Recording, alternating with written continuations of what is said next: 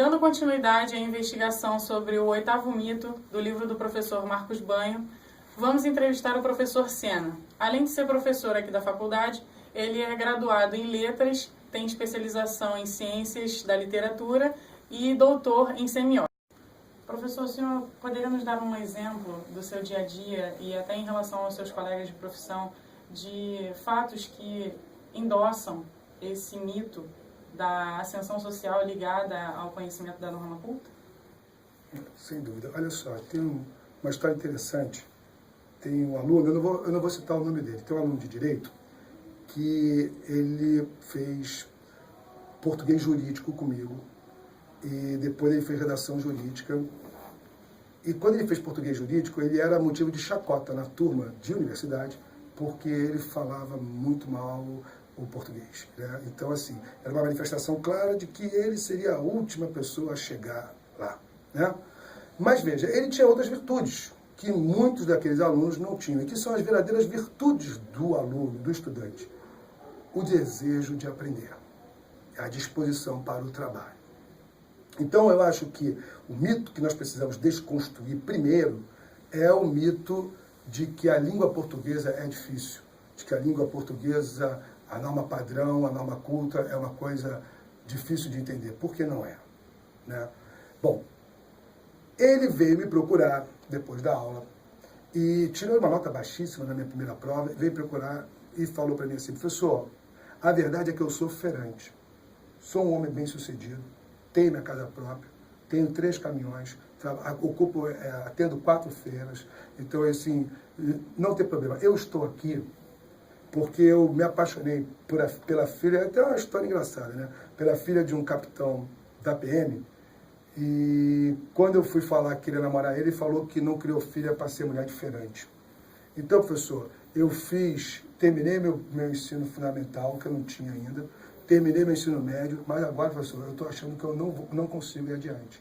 E eu perguntei para ele, por quê? Ele falou assim, porque, professor, eu não estou entendendo nada que nenhum professor diz.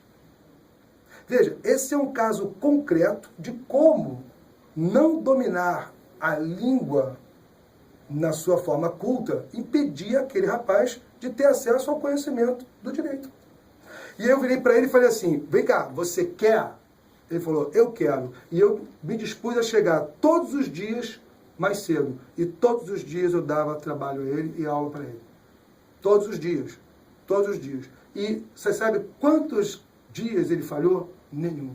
Você sabe quantas vezes ele deixou de fazer as tarefas enormes que eu passava para ele? Nenhuma. Mas eu acho que essa característica de ser trabalhador honesto, fazer as coisas cedo, ele aprendeu como feirante. Então, não foi a escola que ensinou isso a ele. Mas essa característica fez com que esse rapaz recuperasse essa deficiência dele e estudasse português. Bom, para resumir a história, ele terminou o curso, foi no primeiro ano de Direito, né? Ele foi meu aluno depois de redação jurídica e de argumentação jurídica. Ele terminou o curso sendo orador da turma, fez a prova para a OAB, foi um dos mais bem colocados, fez a prova para juiz, bom, hoje ele é juiz federal. Agora, a língua, mais especificamente falando do ensino de língua, a língua é um instrumento de libertação. Um povo que não domina o seu idioma é incapaz de refletir acerca da sua realidade. E nesse sentido, eu acho importante, sim, que nós trabalhemos a norma culta. Veja, não de maneira excludente, mas a verdade é que a língua das ruas, o jovem aprende nas ruas, a língua da família, ele aprende na família, e a língua dos diversos grupos sociais, ele aprende nos diversos grupos sociais. Mas a língua, o padrão de língua da academia é responsabilidade da escola.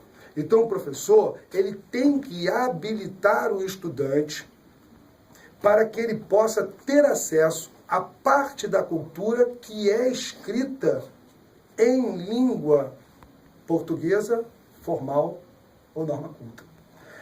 Veja, é uma elite, mas não é uma elite financeira, é a elite cultural.